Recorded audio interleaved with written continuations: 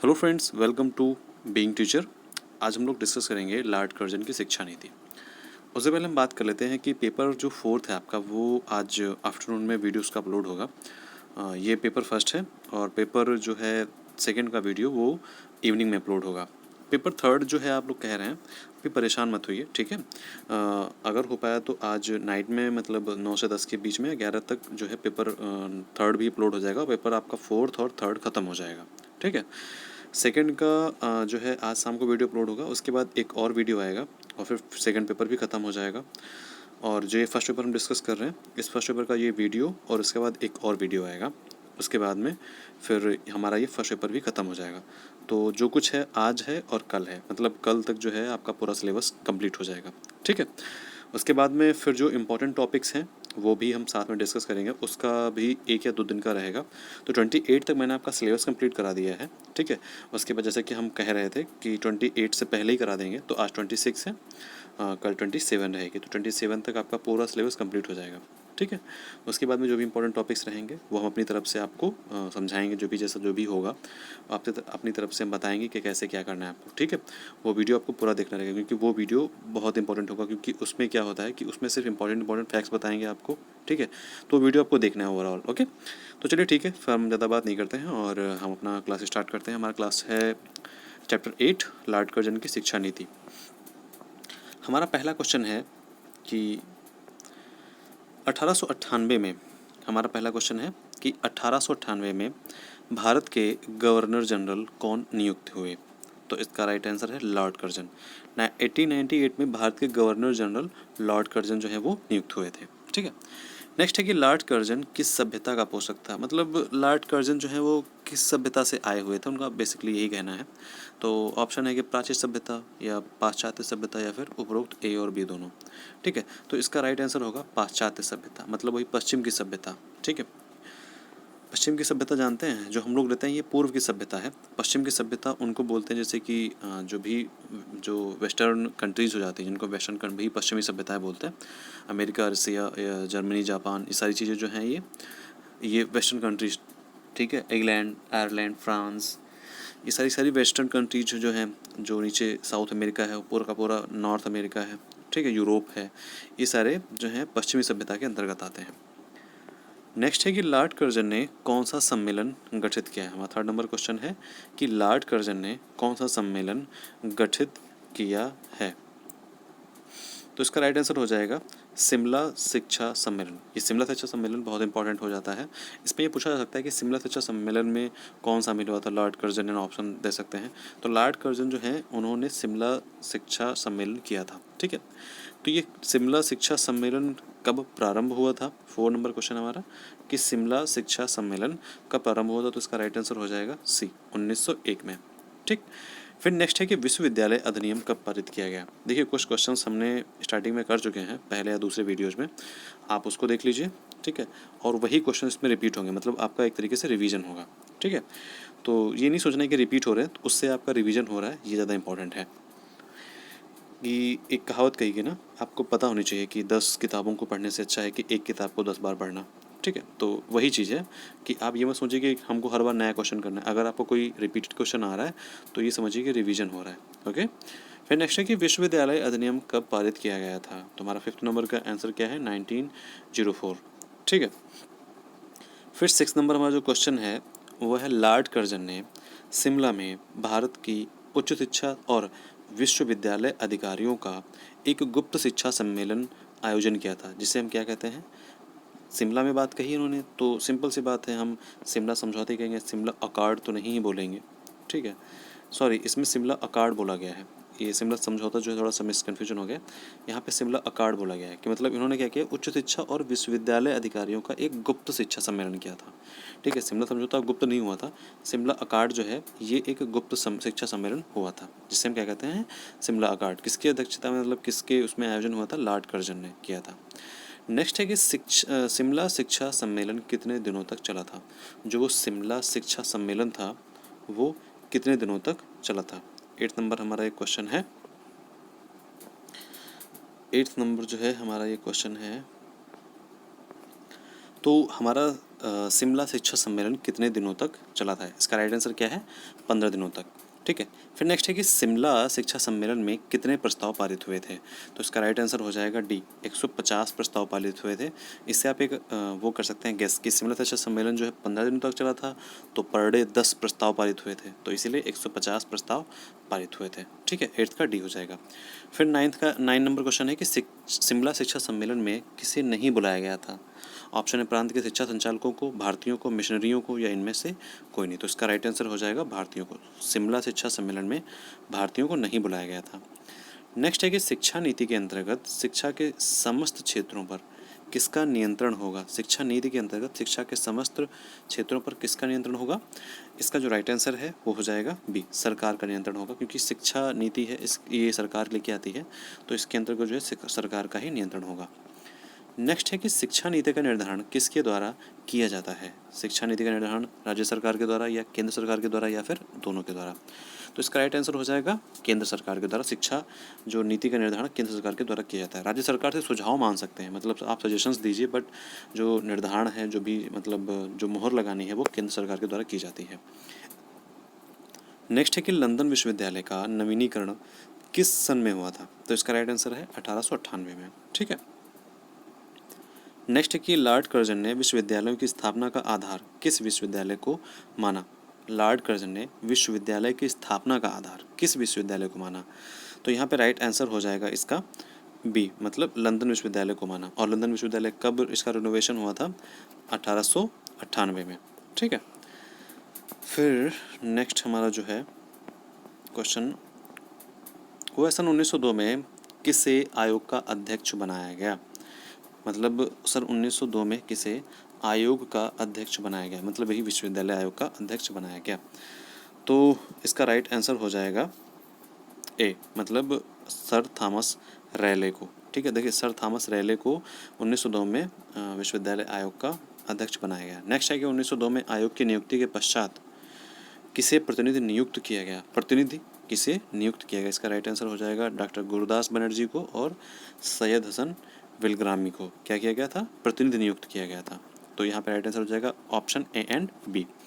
Next है कि Lord Curzon ने जांच के विषय से संबंधित अपना प्रतिवेदन कब प्रस्तुत किया? लॉर्ड कर्जन ने जांच के विषय से संबंधित अपना प्रतिवेदन कब प्रस्तुत किया? इसका राइट आंसर हो जाएगा 1902 में।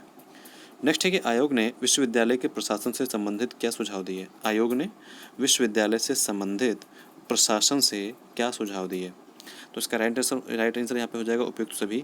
सीनेट एवं सिंडिकेट के पुनर्गठन का आवश्यक है। सदस्यों की अवधि 5 साल ही होनी चाहिए।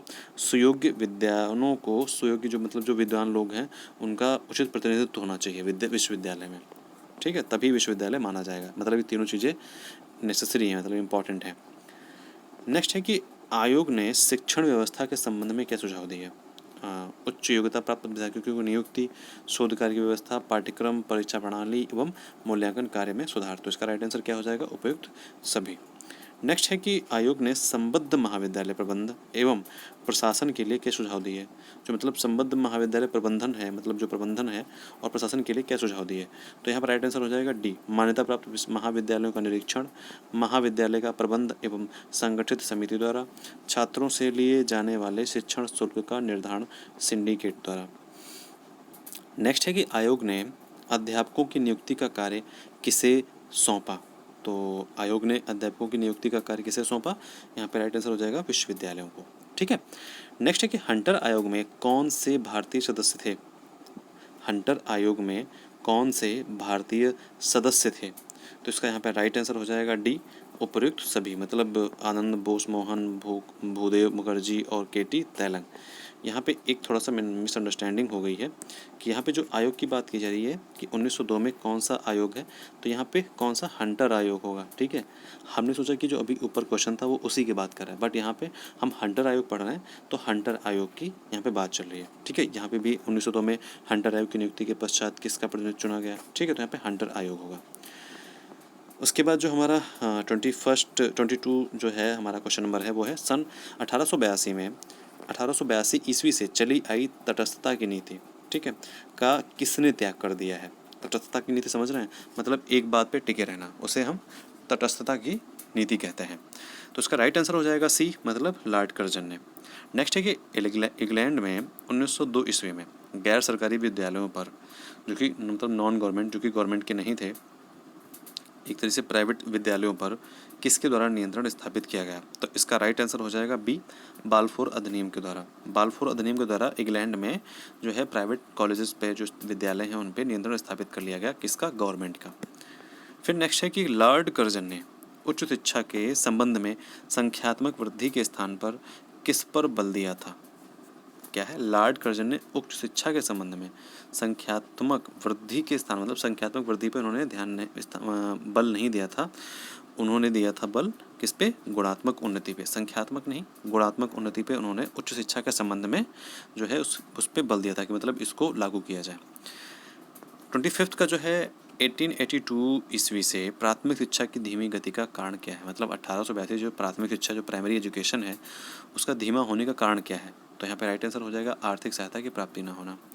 क्योंकि जब 1813 में इन्होंने 1 लाख रुपए दिए थे, किसके लिए? मतलब कि भाई जाइए पूरे इंडिया में आप 1 लाख रुपए से अपने एजुकेशन जो है, अपने इंडियंस को एजुकेट कीजिए 1 लाख रुपए से, तो मतलब एक तरीके से मजाक बनाया था उन्होंने मेरा। तो सिंपल सी बात है, 1882 ईस्वी से और भी कंडीशंस वर्बल एकदम ख़राब हो गई काफ़ी, तो इसीलिए यहाँ पे आंसर जो है आर्थिक सहायता की प्राप्ति ना होना। नेक्स्ट है कि कर्जन ने प्राथमिक शिक्षा के विकास के लिए कौन से कार्य किए हैं? तो इसका राइट आंसर हो जाएगा उपयुक्त सभी, क्योंकि देखिए योग्य शिक्षकों की नियुक्ति करी है, धनराशि बढ़ाना, उसके बाद प्राथमिक विद्यालयों की स्थापना करना। ठीक है, तो कर्जन ने प्राथमिक शिक्षा, लॉर्ड कर्जन ने प्राथमिक शिक्षा विकास के लिए ये काम किए हैं। ओके, तो हमारा जो है 8 चैप्टर हो गया है। अब हम लोग 9 चैप्टर की तरफ बढ़ेंगे। 5 सेकेंड का ब्रेक लेते हैं। हमारा 9 नंबर चैप्टर है सैडलर आयोग। जैसे कि आप लोगों ने कहा था कि चैप्टर वाइज कराइए, तो चैप्टर वाइज भी हो रहा है। ठीक है, तो हमारा पहला क्वेश्चन है कि द्वितीय विश्व युद्ध कब समाप्त हुआ था? तो इसका राइट आंसर है 1916 में, क्योंकि 1916 में द्वितीय विश्व युद्ध समाप्त हुआ था। आई थिंक ये मिसप्रिंट है। द्वितीय विश्व युद्ध कब समाप्त हुआ था? देखिए, प्रथम विश्व युद्ध कब, ये सच में ये गलत है, ये क्वेश्चन ही पूरा गलत है, मतलब ऑप्शंस इसके गलत हैं सारे के सारे। ठीक है, यहाँ पे हो जाएगा 1945 में, मतलब विश्व युद्ध जो है समाप्त हुआ गया था। ठीक है, प्रथम विश्व युद्ध चला था आई थिंक 1915 से 1918, या ऐसे ही चला था, 5 से 15 कुछ ऐसे समथिंग चला था। तो आप लोग कमेंट करके बताइए कब चला था फर्स्ट युद्ध। लेकिन जो द्वितीय विश्व युद्ध हुआ था वो 1945 में ख़त्म हुआ था। और तभी कैसे ख़त्म हुआ था? वहाँ पे सभी लोगों ने, सभी पक्षों ने जब हिरोशिमा नागासाकी पे उन्होंने बम गिराया था जापान के, उसके बाद में जो क्या है द्वितीय विश्व युद्ध ख़त्म हो गया था। और तभी यूनाइटेड नेशंस की स्थापना हुई थी, और एक जो है साझा एक पत्र लाया गया था, डिक्लेरेशन, कि मतलब जो है अब ऐसा वार नहीं होना चाहिए। ठीक है, काफ़ी लोग, मतलब लाखों लोग मारे गए थे। उसके बाद है कलकत्ता विश्वविद्यालय के उपकुलपति कौन थे? ठीक है, तो इसका राइट आंसर हो जाएगा आशुतोष मुखर्जी हैं, जो हैं कलकत्ता विश्वविद्यालय के उप कुलपति। नेक्स्ट है कि कलकत्ता विश्वविद्यालय की स्थापना कब हुई थी? 1917 में। ओके, फिर है लीड्स विश्वविद्यालय के उप कुलपति कौन थे? तो लीड्स विश्वविद्यालय के उप कुलपति थे माइकल सैडलर। फिर नेक्स्ट है कि कलकत्ता विश्वविद्यालय आयोग के अध्यक्ष कौन थे? तो कलकत्ता विश्वविद्यालय के आयोग के अध्यक्ष थे माइकल सैडलर। फिर नेक्स्ट क्वेश्चन है कि कलकत्ता विश्वविद्यालय की आयोग को, कलकत्ता विश्वविद्यालय के आयोग को किस नाम से और जाना जाता था? तो सैडलर आयोग के नाम से, क्योंकि उसके जो अध्यक्ष थे ना कलकत्ता विश्वविद्यालय आयोग के, वो माइकल सैडलर थे, तो इसीलिए इनको सैडलर आयोग के भी नाम से विश्वविद्यालय आयोग को जाना जाता था। नेक्स्ट कि कलकत्ता विश्वविद्यालय आयोग के सदस्य कौन थे? तो डॉक्टर गुरेरी, फिलिप हार्डांग या फिर माइकल सैडलर। इसके राइट आंसर है उपयुक्त सभी। ठीक है, फिर नेक्स्ट क्वेश्चन है कि सैडलर आयोग के जांच के विषय क्या थे? मतलब सैडलर आयोग क्या जांच करता था? तो ये था कि विद्यालय की स्थिति एवं आवश्यकताओं की जांच, समस्याओं का समाधान, उपयुक्त प्रश्नों पर रचनात्मक नीति का सुझाव। तो राइट आंसर हो जाएगा डी, मतलब इन सभी चीज़ों की वो जांच करता था, कि मतलब आवश्यकताएं ठीक हैं, समस्याएं तो नहीं हैं, और जो चीज़ें हैं वो उनका रचनात्मक नीति, मतलब पे अच्छी अच्छी जो है सजेशंस देता था। तो ये सैडलर आयोग का वर्क था, काम था। फिर नेक्स्ट है कि सैडलर आयोग ने अपनी रिपोर्ट कब प्रस्तुत करी? तो इसका राइट आंसर है 1919 में। नेक्स्ट जो है हमारा क्वेश्चन कि सैडलर आयोग की रिपोर्ट कितने भागों में डिवाइड थी? तो इसका राइट आंसर हो जाएगा बी, 13 भागों में डिवाइड थी। नेक्स्ट है कि आयोग के द्वारा माध्यमिक शिक्षा के क्या दोष थे? मतलब आयोग के द्वारा, मतलब जो सैडलर आयोग था, माध्यमिक शिक्षा के क्या दोष थे, मतलब उसका क्या कहना था, मतलब कि इसमें क्या दोष है, माध्यमिक शिक्षा आयोग में जो है वो क्या दोष है। तो माध्यमिक शिक्षा की गुणवत्ता की उन्नति नहीं हुई, योग्य अध्यापकों का अभाव था, उपयुक्त शिक्षण सामग्री और शिक्षा के साधनों का अभाव था। तो माध्यमिक शिक्षा आयोग में ये दोष थे, मतलब ये सारी चीज़ें नहीं हुई थी। तो इसका राइट आंसर हो जाएगा उपयुक्त सभी। ठीक है, डी आंसर। मतलब योग्य शिक्षक नहीं थे, माध्यमिक शिक्षा की गुणवत्ता भी नहीं थी, और शिक्षण सामग्री और शिक्षा के साधनों का भी अभाव था। नेक्स्ट है कि आयोग ने माध्यमिक शिक्षा से संबंधित क्या सुझाव दिए। तो इसका राइट आंसर हो जाएगा पहला क्वेश्चन क्या है, आयोग ने माध्यमिक शिक्षा से संबंधित क्या सुझाव दिए। तो सैडलर आयोग ने माध्यमिक शिक्षा को लेकर के क्या सजेशंस दिए। इसका राइट आंसर हो जाएगा डी, उपयुक्त सभी। गैर सरकारी माध्यमिक स्कूलों को उदारतापूर्वक अनुदान दिया जाए, स्नातक कोर्स 3 वर्ष का हो जाए, इंटर कॉलेजों में इंजीनियरिंग, चिकित्सा, वाणिज्य की शिक्षा दी जाए। ठीक है, तो यहाँ तीनों मतलब सजेशंस वो दिए गए थे।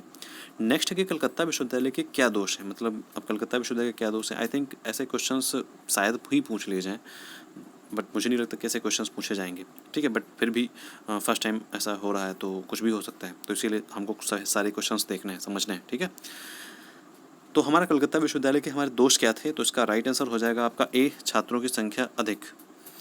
सीरियसली, मतलब छात्रों की संख्या अधिक जो होता है वो इसका दोष हो जाएगा। वेल, फिलहाल नवीन विश्वविद्यालयों की स्थापना, ये दोष तो नहीं हो सकता है। एक वास्तविक शिक्षण विश्वविद्यालय का निर्माण हो, ये भी नहीं हो सकता है। और एकात्मक शिक्षण विश्वविद्यालय की स्थापना हो, तो आई थिंक ये भी नहीं हो सकता। तो यहाँ पे इनका जो दोष है वो छात्रों की संख्या अधिक है। अब यहाँ पे तो ज़बरदस्ती जो है आई थिंक इसको बना रहे हैं क्वेश्चंस को। ठीक है, तो इसको आप स्किप कर सकते हैं, याद रखने की कोई ज़रूरत नहीं है। अगर याद भी रखते हैं तो कभी कोई प्रॉब्लम नहीं है। ठीक है, फिलहाल यहाँ पे जो आंसर्स है वो है छात्रों की संख्या अधिक, मतलब सबसे खराब आंसर यही लग रहा है।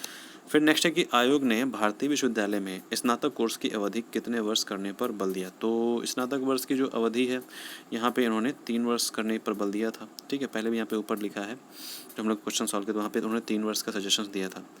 नेक्स्ट है कि आयोग ने भारतीय विश्वविद्यालय में कितने कोर्सों को चलाने का सुझाव दिया। जो आयोग है उसने क्या भारतीय विश्वविद्यालय में कितने कोर्सों को चलाने का सुझाव दिया। तो इसका राइट आंसर है 5 कोर्स, पास कोर्स या ऑनर्स कोर्स, मतलब सिर्फ ऐसे ही सिंपल का कोर्स और फिर ऑनर्स कोर्स। ठीक है, तो यहाँ पर राइट आंसर दोनों हो जाएंगे, मतलब सी, 15 का सी। फिर नेक्स्ट है कि विश्वविद्यालय में कौन सी समिति स्थापित की जाए, कोर्ट या सिंडिकेट या फिर दोनों। तो इसका राइट आंसर हो जाएगा कोर्ट और सिंडिकेट दोनों जो हैं समितियाँ स्थापित की जाएँ। विश्वविद्यालय में किन विषयों की उच्च शिक्षा देने पर बल दिया जाता है। मतलब विश्वविद्यालय में किन विषयों की उच्च शिक्षा पर बल, जैसे कि व्यावसायिक शिक्षा, इंजीनियरिंग शिक्षा या चिकित्सा शिक्षा या फिर इनमें से सभी। वैसे तो ये इनमें से सभी हो जाएगा, क्योंकि व्यावसायिक शिक्षा, इंजीनियरिंग शिक्षा और चिकित्सा शिक्षा ये क्या है, ये उच्च शिक्षाएँ दी जाती हैं। तो इसलिए क्या हो जाएगा डी, इनमें से सभी। नेक्स्ट है सैडलर आयोग ने स्त्री शिक्षा से संबंधित क्या सुझाव दिए। मतलब जो गर्ल्स एजुकेशन था उस पर इन्होंने क्या सजेशंस दिए। तो उसका राइट आंसर हो जाएगा दोनों, मतलब बालिकाओं के लिए पर्दा स्कूल की व्यवस्था और special board of women's education का निर्माण। मतलब पर्दा व्यवस्था बना करो भाई, सैडलर आयोग ने सजेशंस दिए थे कि पर्दा व्यवस्था करके आप पढ़ाओ और special board of women's education का निर्माण करो। नेक्स्ट है कि प्रौद्योगिकी शिक्षा के लिए आयोग के क्या सुझाव थे। मतलब टेक्नोलॉजी एजुकेशन, प्रौद्योगिकी शिक्षा के लिए आयोग ने क्या सुझाव दिए थे। तो इसका राइट आंसर आपका हो जाएगा डी, मतलब उपयुक्त सभी। पाठ्यक्रम में प्रौद्योगिकी शिक्षा को भी सम्मिलित करना है और परीक्षा की व्यवस्था करना है और सफल छात्रों को उपलब्धियां भी दिलानी है। नेक्स्ट है कि कलकत्ता विश्वविद्यालय आयोग का प्रतिवेदन, सुझाव एवं सूचना का सतत स्रोत रहा है। कलकत्ता विश्वविद्यालय आयोग का प्रतिवेदन, सुझाव एवं सूचना का सतत स्रोत रहा है। भारतीय शिक्षा के इतिहास में इसकी महत्ता असीम है। तो जो कलकत्ता विद्यालय आयोग की यहाँ पे स्पेशली बात की जा रही है कि भाई उनको सुझाव सजेशंस जो है वो काफ़ी अच्छे हैं और भारतीय शिक्षा के इतिहास में इसकी महत्ता जो है बहुत ज़्यादा है, ये कहना चाह रहे हैं। तो इसका राइट आंसर हमारा हो जाएगा आर्थर मैथ्यू, इन्होंने ये स्टेटमेंट दिया है।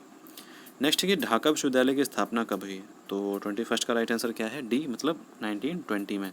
अब 1920 की बात समझ में आनी चाहिए कि 1920 एक मूवी है जिसमें कि हनुमान चालीसा पढ़ता है। ठीक है, तो ये समझ लीजिए कि ढाका विश्वविद्यालय की स्थापना जब हनुमान चालीसा पढ़ी थी तभी हुई थी, मतलब 1920 में हुई थी। ठीक है, ये तो याद करने का एक तरीका है। फिलहाल ढाका विश्वविद्यालय की स्थापना 1920 में हुई थी।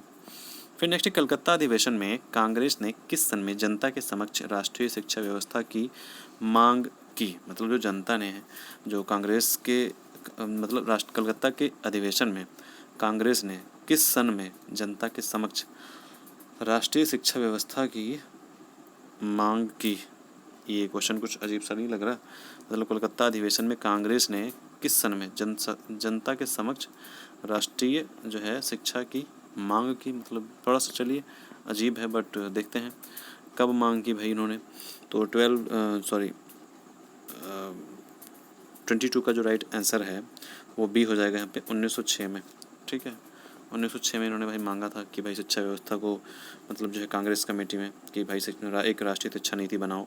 ठीक है, फिर नेक्स्ट है 23 बंगाल में किसकी अध्यक्षता में राष्ट्रीय शिक्षा समिति का गठन किया? इस क्वेश्चन को आप स्किप कर सकते हो, ठीक है, कोई दिक्कत नहीं होगी।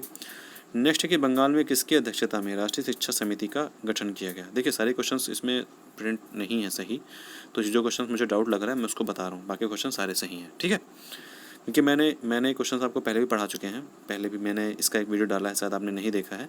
तो इसमें से अधिकतर जो क्वेश्चंस हैं, मतलब कुछ क्वेश्चंस जो है, अधिकतर नहीं, कुछ क्वेश्चंस जो हैं वो रिपीट हो रहे हैं, जैसे कि हर चैप्टर से 1 या 2 क्वेश्चन रिपीट हो रहा है हर चैप्टर में। फिर नेक्स्ट है कि 23 नंबर क्वेश्चन है कि बंगाल में किसकी अध्यक्षता में राष्ट्रीय शिक्षा समिति का गठन किया गया? तो उसका राइट आंसर हो जाएगा ए, गुरदास बनर्जी। ठीक है, गुरदास बनर्जी की अध्यक्षता में हमने राष्ट्रीय शिक्षा समिति का गठन किया था। कहाँ पे? बंगाल में। सैडलर कमीशन की सिफारिशों का उच्च शिक्षा पर प्रभाव पड़ा, मतलब सैडलर कमीशन का इफेक्ट कैसा पड़ा? बहुत अच्छा, साधारण, बुरा या इनमें से कोई नहीं। तो इसका राइट आंसर हो जाएगा ए, बहुत अच्छा असर पड़ा। मतलब अब अच्छा ही कहेंगे, जब सैडलर कमीशन आया है, मतलब फॉरेनर्स का था, तो नहीं भी होगा तब भी हम अच्छा ही कहेंगे। और अच्छा ही पड़ा क्योंकि इन्होंने काफ़ी अच्छे सजेशंस भी दिए। ठीक है, तो इसीलिए अच्छा ही माना गया है। तो इसका राइट आंसर क्या हो जाएगा? ए, बहुत अच्छा। ओके, फिर नेक्स्ट है कि भारत में द्वैध शासन प्रणाली लागू की गई। वेरी इंपॉर्टेंट क्वेश्चन है ये, मतलब अब पॉलिटी के हिसाब से मतलब जो द्वैध शासन प्रणाली जो है एक वैसे भी इंपॉर्टेंट क्वेश्चन है ये, बट आई थिंक यहाँ पे ये पूछेंगे या नहीं पता, बट फिर भी ये क्वेश्चन इंपॉर्टेंट है, क्वेश्चन की वैल्यू ज़्यादा है, मतलब मैं समझाना चाह रहा हूँ।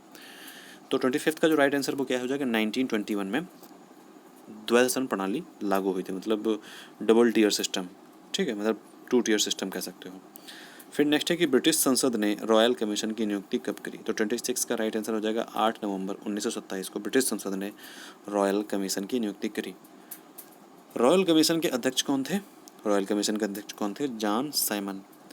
फिर रॉयल कमीशन को किस नाम से जाना जाता था?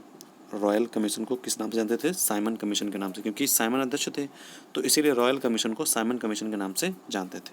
ठीक है, तो हमारा चैप्टर 9 भी हो गया है, अब हम चैप्टर 10 करेंगे, तो 5 सेकंड का ब्रेक लेते हैं।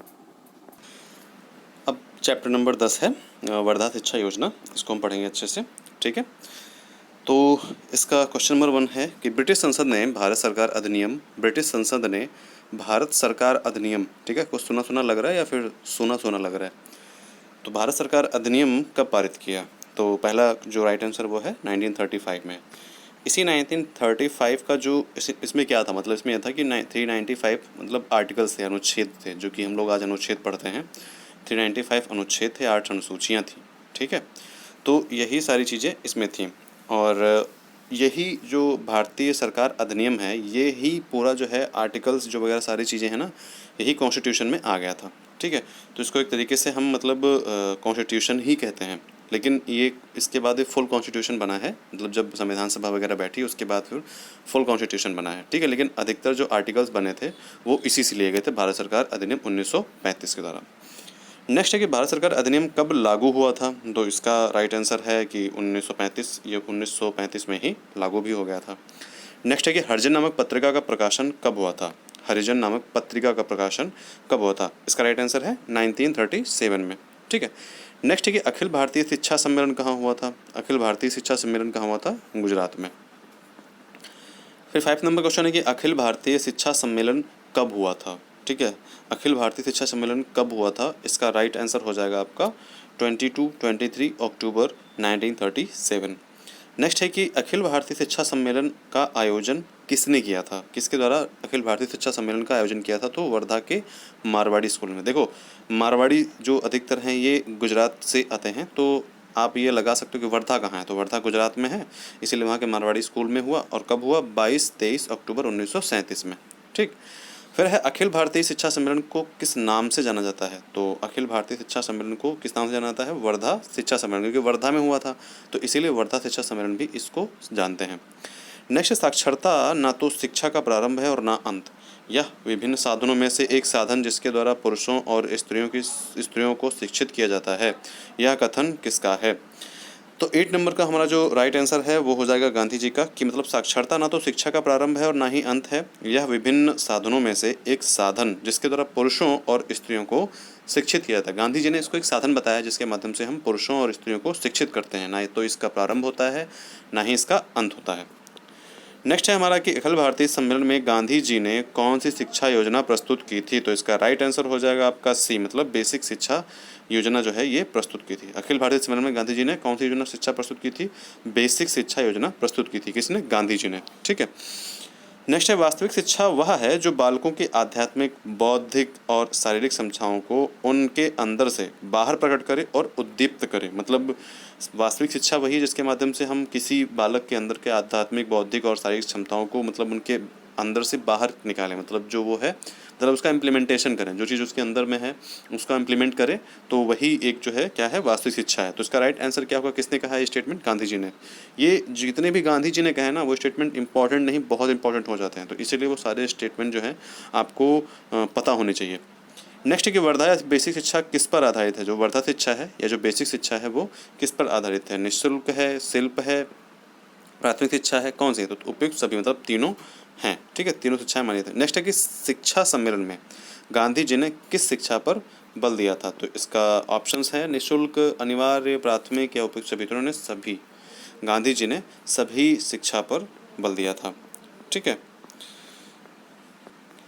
30 नंबर हमारा क्वेश्चन है कि गांधी जी के अनुसार निःशुल्क व अनिवार्य शिक्षा कितने वर्ष की होनी चाहिए?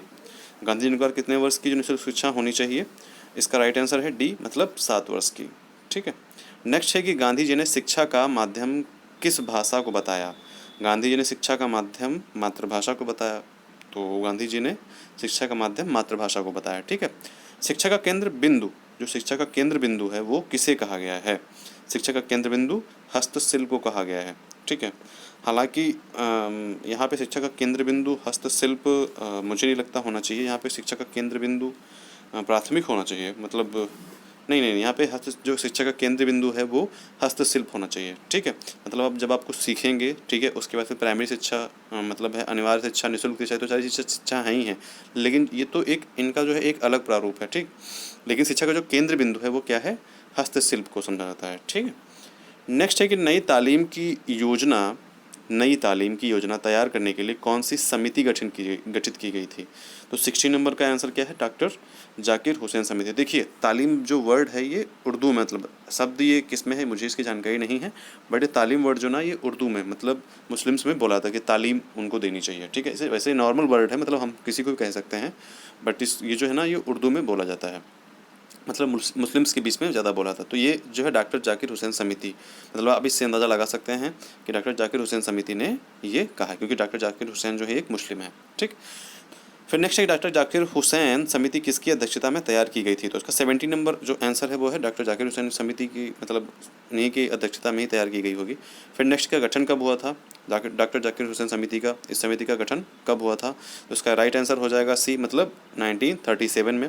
फिर 19 नंबर क्वेश्चन है कि जाकिर हुसैन समिति ने अपनी दूसरी रिपोर्ट कब प्रस्तुत की? ये गठन हुआ था 1937 में। ठीक है। 1935 में भारत सरकार अधिनियम लागू हुआ था, और मतलब भारत सरकार अधिनियम 1935 हम उसको बोलते हैं, और 1937 में डॉक्टर जाकिर हुसैन समिति का गठन हुआ था।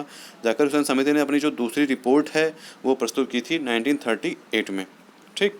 नेक्स्ट 1939 में स्थापित अखिल भारतीय राष्ट्रीय शिक्षा परिषद को, जो अखिल भारतीय राष्ट्रीय शिक्षा परिषद थी उसको और क्या कहते थे हम? 1939 में स्थापित हुई थी सबसे पहले तो ये, तो इसका राइट आंसर हो जाएगा हमारा हिंदुस्तानी, मतलब हिंदुस्तान तालीम संघ। क्या कहते थे? हिंदुस्तान तालीम संघ। नेक्स्ट है गांधी जी की शिक्षा योजना को हम क्या कहते थे? गांधी जी की शिक्षा योजना को हम क्या कहते थे? तो इसका राइट आंसर हो जाएगा उपयुक्त सभी, बुनियादी शिक्षा, वर्धा शिक्षा और बेसिक शिक्षा। ठीक है।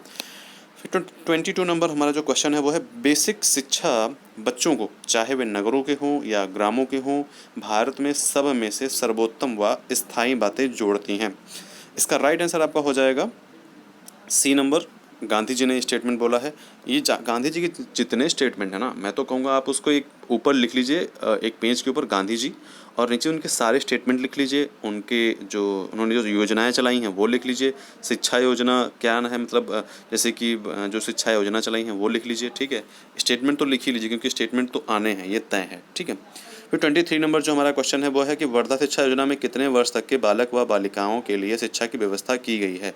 तो इसका राइट आंसर आपका होगा 6 से 14 वर्ष तक के, क्योंकि देखिए यहीं से शायद जो है लिया गया था, क्योंकि जो हमारा 86 अमेंडमेंट हुआ है, देखिए 45 में हमारा क्या है, 6 से 14 वर्ष तक की आयु के बच्चों को मुफ्त निःशुल्क शिक्षा, अनिवार्य शिक्षा प्रदान करना, ठीक है। उसमें ये भी है कि मतलब 6 वर्ष से कम बच्चों को, जो वहाँ के राज्य हैं, जिस राज्य में वो रहते हैं, उनका दायित्व है कि उनके मतलब उनको जो है मतलब उनका भरण पोषण, उनको शिक्षा वो दी जाए, ठीक है। उसके बाद में ये राइट टू, देखो शिक्षा का अधिकार जो है वो राइट टू मतलब हमारा सॉरी फंडामेंटल राइट्स कैसे बना, तो मतलब ये है कि उसको जो 21A है, ठीक है, उसमें वो फंडामेंटल राइट्स ला दिया गया था। मैंने आपको जो हमारे पुराने वीडियोज हैं हमने उसमें आपको बताया है कि जब ये बना था हमारा संविधान, तो उसके 10 वर्ष के अंदर मतलब 10 साल के अंदर ही उन्होंने कहा था कि आप ना एक जो है एजुकेशन के लिए कुछ बनाइए, मतलब कुछ एजुकेशन के लिए कुछ कीजिए। तो उन्होंने 10 साल के अंदर अंदर उनको कुछ करना था, तो उन्होंने फंडामेंटल राइट्स जो हैं उन उसमें जो है उन्होंने क्या किया, आर्टिकल 21 को लेकर के, सॉरी 45 जो था आर्टिकल, उसमें उन्होंने क्या किया कि 6 से 14 वर्ष तक के बच्चों की फ्री मुफ्त शिक्षा की बात कही, ठीक है। तो ये सारी चीज़ें जो हमने डिस्कस करी हैं वो आप जो है हमारा पहला वीडियो जो है, मतलब जो हमारा पहला वीडियो है, लिंक आपको नीचे डिस्क्रिप्शन में मिल जाएगा, वो उस पहला वीडियो में आप देख सकते हैं। देखिए मेरा सिर्फ एम ये है कि आप फर्स्ट वीडियो में देखिए, जो फर्स्ट पेपर है आपका, फर्स्ट पेपर थोड़ा सा ईजी है, ठीक है। अगर आप इसको ढंग से पढ़ेंगे ये जल्दी समझ में आता है और इससे आप अच्छे मार्क गेन कर सकते हैं। 75 से आप आउट ऑफ 75 कर सकते हैं। 75 से आप नहीं 75 तो सब 70 प्लस तो कर ही सकते हैं, ठीक है। तो इसीलिए फर्स्ट पेपर को थोड़ा सा ज़्यादा अच्छे से दीजिए क्योंकि ये आपका पेपर और अच्छा हो सकता है, ठीक है। चलिए हम क्वेश्चन पे अपने आते हैं कि वर्धा शिक्षा योजना के अंतर्गत किस प्रकार की शिक्षा व्यवस्था जो थी। तो इसका राइट आंसर आपका हो जाएगा सी, मतलब निःशुल्क भी थी और अनिवार्य भी थी, ठीक है। वर्धा शिक्षा जो थी वो निःशुल्क भी थी और अनिवार्य भी थी, मतलब उपरोक्त ए और बी दोनों हो जाएगा।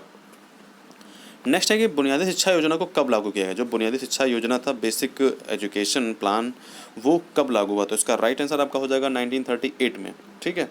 1938 में जो है बुनियादी शिक्षा योजना को लागू किया गया था। और जो डॉक्टर जाकिर हुसैन की समिति थी उन्होंने 1938 में ही दूसरी रिपोर्ट प्रस्तुत की थी। 1937 में गठन हुआ था, ठीक है। और जो अखिल भारतीय राष्ट्रीय करके है, तो उसका जो नाम दिया गया था अखिल भारतीय राष्ट्रीय संघ शिक्षा संघ करके था, उसका हिंदुस्तान तालीम संघ उसको नाम दिया गया था, ठीक है। ये चीज़ें आपके माइंड में होनी चाहिए। फिर नेक्स्ट है कि केंद्रीय शिक्षा सलाहकार परिषद ने शिक्षा योजना पर विचार करने के लिए किस समिति का गठन किया। तो भाई कौन से केंद्रीय शिक्षा सलाहकार परिषद ने शिक्षा योजना पर विचार करने के लिए किस समिति की स्थापना करी थी। तो इसका राइट आंसर हो जाएगा खेर समिति की, ठीक है। मतलब खेर समिति, जैसे कि अनुपम खेर, ठीक है, तो वही वाला खेर है। खेर समिति की स्थापना की थी। केंद्रीय शिक्षा सलाहकार परिषद ने शिक्षा योजना पर विचार करने के लिए खेर समिति की स्थापना की थी। हमारे 10 चैप्टर कंप्लीट हो गए हैं। हम फिर से 5 सेकंड के बाद मिलते हैं और सार्जेंट रिपोर्ट हमारा जो नेक्स्ट चैप्टर है उसको करेंगे। चैप्टर 11 आ गए हैं हम। चैप्टर 11 हमारा सार्जेंट रिपोर्ट 1944 हम डिस्कस करेंगे। तो हमारा पहला क्वेश्चन है कि सर जॉन सार्जेंट ने अपनी रिपोर्ट परिषद के समक्ष कब प्रस्तुत करी थी। तो हमारा पहला जो क्वेश्चन क्या है, जो सर जॉन सार्जेंट थे, इन्होंने जो रिपोर्ट थी वो परिषद के सामने कब प्रस्तुत की थी। तो इसका राइट आंसर हो जाएगा 1944 में। शिक्षा की सार्जेंट योजना मतलब किससे संबंधित थी। यहाँ पे आई थिंक ये जो है यहाँ पे किस से संबंधित थी, मतलब यहाँ पे तो जो ऑप्शंस हैं वो गलत हैं, मतलब किससे संबंधित का मतलब 19, वैसे यहाँ पे 1944 ही हो जाएगा क्योंकि जो आंसर दिया है। बट किससे संबंधित का मतलब होता है कि यहाँ पे किस सन में होगा, ठीक है, किस सन से, मतलब यहाँ पे से कुछ समथिंग ऐसा होगा। फिलहाल यहाँ पे जो राइट आंसर वो आपका है बी, मतलब यहाँ पे और अकॉर्डिंग टू क्वेश्चन, ठीक है, यहाँ पे राइट आंसर हो जाएगा, सॉरी अकॉर्डिंग टू ऑप्शन यहाँ पे राइट आंसर आपका हो जाएगा 1944, ठीक है। नेक्स्ट है कि सार्जेंट प्लान के किस आयु वर्ग के बच्चों को निःशुल्क शिक्षा का सुझाव दिया था। इन्होंने क्या कहा था भाई कि किस वर्ग के, गांधी जी ने तो 6 से 14 वर्ष तक के बोला था, इन्होंने भी क्या किया 6 से 14 वर्ष तक के बच्चों की बात की थी। नेक्स्ट है कि योजना का उद्देश्य इंग्लैंड की भांति कितने वर्षों में शीर्ष पर भारत को पहुंचाना था। सीरियसली मतलब मजाक तो नहीं कर रहे हो यार, मतलब भारत के बारे में इतना सोचने लगे इंग्लैंड वाले। तो चलिए देखते हैं कि योजना का उद्देश्य क्या था। तो जो 4 नंबर का हमारा जो आंसर है वो 40 वर्षों में था, मतलब बहुत अच्छे हैं। तो 1944 में ये लाया गया था बिल और पास होता, ठीक है। और उसके बाद में 40 वर्ष के बाद मतलब 1984 में हम जो भारत को शीर्ष पे पहुंचाते हैं। चलो देखते थे, नहीं हुआ फिलहाल तो हुआ नहीं, बट फिर भी मतलब जो ये क्या था, मतलब जो साक्षरता दर थी, ठीक है, वो बड़ी थी, ठीक। नेक्स्ट है कि सार्जेंट रिपोर्ट में सिफारिश की गई थी। तो सार्जेंट रिपोर्ट में क्या सिफारिश की गई थी कि शिक्षा के सभी अंगों, मतलब शिक्षा को जितने भी शिक्षा के जितने जिस तरीके से भी हम शिक्षा दे सकते हैं उसके मतलब जितने भी आयाम थे, मतलब जितने भी जो भी पक्ष थे, उन सभी चीज़ों पे उन्होंने ध्यान दिया। नेक्स्ट है कि सार्जेंट ने कितने वर्षों में शिक्षा के पुनरुद्धार की योजना बनाई थी। सार्जेंट ने कितने वर्षों में शिक्षा के पुनरुद्धार की योजना बनाई थी। तो 6 का राइट आंसर क्या हो जाएगा, सी, मतलब 40 ईयर्स में। नेक्स्ट है केंद्रीय शिक्षा सलाहकार बोर्ड की रिपोर्ट को किस नाम से जानते हैं। तो इसका राइट आंसर हो जाएगा सार्जेंट योजना। केंद्रीय शिक्षा सलाहकार बोर्ड को हम किस नाम से जानते हैं, तो सार्जेंट योजना के नाम से। नेक्स्ट है कि सार्जेंट योजना को हम किस नाम से जाना जाता है, तो सार्जेंट रिपोर्ट, ठीक है। और युद्धोत्तर विकास योजना, तो अच्छा इसका ये भी नाम होगा, क्या होगा, युद्धोत्तर शिक्षा विकास योजना। और सार्जेंट रिपोर्ट हम दोनों को इस नाम से जानते हैं। सार्जेंट योजना को सार्जेंट रिपोर्ट और युद्धोत्तर शिक्षा विकास योजना दोनों के नाम से जानते हैं। नेक्स्ट है कि योजना का उद्देश्य कम से कम 40 वर्ष की अवधि में भारत में शैक्षिक योग्यताओं के उसी जो है यहाँ पे कुछ स्किप हो गया है, का निर्माण करना है जिस पर इंग्लैंड पहुँच चुका था, ठीक है। तो कि उसी शिक्षा है, आई थिंक शिक्षा नहीं होगी यहाँ पे, कुछ और है। तो भारत में शैक्षिक योग्यताओं के उसी जो है मतलब प्रारूप का निर्माण करना था जिस पर इंग्लैंड पहुँच चुका था, यहाँ पे ये कहना है। तो 9 नंबर का जो आंसर वो हो जाएगा हमारा डी, मतलब ये किसका स्टेटमेंट है, नुरुल्ला व नायक का, कि भाई 40 वर्ष में इन्होंने कहा है कि हमको उसी मुकाम पे हासिल करना है जो जिस पर इंग्लैंड पहुंच चुका था, ठीक है। मतलब 1984 तक ये वही मुकाम हासिल कर लेंगे। नेक्स्ट है कि सार्जेंट रिपोर्ट के अनुसार राष्ट्रीय शिक्षा किस स्तर की शिक्षा पर निर्भर है। तो इसका राइट आंसर आपका हो जाएगा ए, मतलब पूर्व प्राथमिक स्तर पे। सार्जेंट रिपोर्ट के अनुसार राष्ट्रीय शिक्षा जो है वो पूर्व प्राथमिक स्तर पर निर्भर है। नेक्स्ट है कि सार्जेंट योजना के अनुसार पूर्व प्राथमिक शिक्षा किस आयु वर्ग के बालक और बालिकाओं के लिए होनी चाहिए, मतलब जो किस वर्ग के बालक और बालिकाएं थे उनके लिए सार्जेंट योजना लाई गई थी। तो इसका राइट आंसर आपका हो जाएगा बी, 3 से 6 वर्ष। जो पूर्व प्राथमिक शिक्षा थी ना, देखो सार्जेंट योजना के अनुसार पूर्व प्राथमिक शिक्षा किस आयु वर्ग के बालक बालिकाओं के लिए थी। जो पूर्व प्राथमिक शिक्षा थी, मतलब प्राथमिक शिक्षा से पहले की जो शिक्षा थी वो 3 से 6 वर्ष के लिए थी। नेक्स्ट जो हमारा क्वेश्चन है वो है कि नगरों में शिशुशालाएं अलग से खोली जानी चाहिए, यह सिफारिश किस रिपोर्ट ने की थी। नगरों में शिशुशालाएं अलग से मतलब शिशुओं के लिए, बच्चों के लिए, छोटे छोटे बच्चों के लिए खोली जानी चाहिए, यह सिफारिश जो है किस रिपोर्ट ने की थी। इसका राइट आंसर आपका हो जाएगा सी, मतलब सार्जेंट रिपोर्ट ने। शिशुशालाओं का मुख्य उद्देश्य शिशुओं को किस प्रकार की शिक्षा प्रदान करना था। तो 13 नंबर का जो आंसर है वो डी हो जाएगा, ए और बी, सामाजिक अनुभव और शिष्टाचार की शिक्षा, मतलब वही संस्कार की बात और जो सोशल एक्सपीरियंसेस हैं वो देना है, ठीक है। कि समाज में क्या होता है, कैसे रहना है, किससे क्या कहना है, क्या बोलना है, मतलब अच्छे से बोलना है, ये सारी शिक्षाएं मतलब बच्चों को जो है दी जाती थी। शिशुशालाओं में नियुक्ति की जानी चाहिए, मतलब शिशुशालाओं में किसकी नियुक्ति की जानी चाहिए। तो इसका राइट आंसर है केवल अध्यापिकाओं की, मतलब जो फीमेल टीचर्स हैं उनकी। नेक्स्ट है कि पूर्व प्राथमिक शिक्षा पर कम से कम कितने करोड़ वार्षिक व्यय का अनुमान था। तो पूर्व प्राथमिक शिक्षा मतलब प्राथमिक शिक्षा से पहले की जो शिक्षा है, मतलब पूर्व प्राथमिक, मतलब इससे पहले तो शिक्षा थी वो नहीं, मतलब इसका नाम है पूर्व प्राथमिक शिक्षा, पूरा नाम है, मतलब जो प्राथमिक शिक्षा से पहले होती है उस पर कम से कम कितने करोड़ का वार्षिक व्यय का अनुमान था इनको। तो 15 का राइट आंसर हो जाएगा हमारा 3 करोड़ का, ठीक है, 3 करोड़ का अनुमान था। सार्जेंट रिपोर्ट कितने भागों में विभाजित थी, इसका राइट आंसर क्या होगा, 4 भागों में। सार्जेंट के स्मृति पत्र को कितने विभिन्न नामों से पुकारते हैं। सार्जेंट रिपोर्ट, सार्जेंट योजना, और इसका जो राइट आंसर है वो हो जाएगा आपका मतलब ई, सभी। भारत में युद्धोत्तर विकास की योजना, केंद्रीय शिक्षा सलाहकार बोर्ड की योजना, सार्जेंट योजना, सार्जेंट रिपोर्ट, ठीक है। नेक्स्ट है कि इस रिपोर्ट में किस स्तर की शिक्षा तक विचार किया गया था। तो इसका राइट आंसर आपका हो जाएगा उच्च स्तर तक की शिक्षा को, मतलब प्राथमिक, पूर्व प्राथमिक, ठीक है, और उच्च स्तर, इंटरमीडिएट, मतलब सभी स्तरों तक एक, मतलब ये मान सकते हैं। इंटरमीडिएट नहीं हो जाएगा, पूर्व प्राथमिक, प्राथमिक और उच्च स्तर तक, ठीक है। तो इसका राइट आंसर क्या होगा, उच्च स्तर। नेक्स्ट है कि बेसिक शिक्षा किस माध्यम से दी जानी चाहिए। तो बेसिक शिक्षा किस माध्यम से दी जानी चाहिए, तो इसका राइट आंसर आपका हो जाएगा मातृभाषा के माध्यम से और आधारभूत शिल्प के माध्यम से, इन्होंने अंग्रेजी माध्यम में नहीं कहा है। ठीक है, तो इसका राइट आंसर क्या है? डी, मतलब ए और सी से, इससे। नेक्स्ट है कि पूर्व प्राथमिक प्राथमिक हाई स्कूल स्तर की शिक्षा में भाषा का माध्यम क्या होना चाहिए? पूर्व प्राथमिक प्राथमिक हाई स्कूल स्तर की शिक्षा में भाषा का माध्यम क्या होना चाहिए? तो इसका राइट आंसर आपका हो जाएगा डी, मातृभाषा। ठीक है। नेक्स्ट है कि पूर्व प्राथमिक विद्यालयों में परीक्षा का प्रसार कैसा होना चाहिए? आंतरिक, बाह्य, ए व बी दोनों, या फिर कोई नहीं? तो इसका राइट आंसर क्या हो जाएगा आपका? आंतरिक परीक्षा, मतलब इंटरनल असेसमेंट, मतलब वही इंटरनल एग्जाम। ठीक है। पूर्व प्राथमिक और प्राथमिक में जो परीक्षाएं हैं वो आंतरिक परीक्षा होनी चाहिए। बेसिक शिक्षा को कितने भागों में बांटा गया है? तो बेसिक शिक्षा को 2 भागों में बांटा गया है। बेसिक शिक्षा को कितने भागों में बांटा गया? 2 भागों में।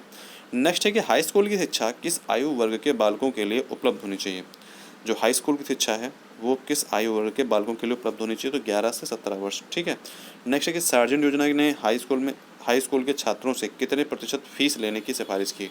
मतलब जो हाई स्कूल के छात्र हैं उनसे कितने % की फीस जो है लेने की बात कही है? तो यहाँ पर राइट आंसर आपका हो जाएगा ए, मतलब 60%। नेक्स्ट है कि इस योजना के अंतर्गत छात्रों और शिक्षकों का कितने प्रतिशत अनुपात होना चाहिए? इस योजना का मतलब सार्जेंट योजना के जो अंतर्गत है वो छात्रों का अनुपात कितना होना चाहिए, छात्रों शिक्षक का?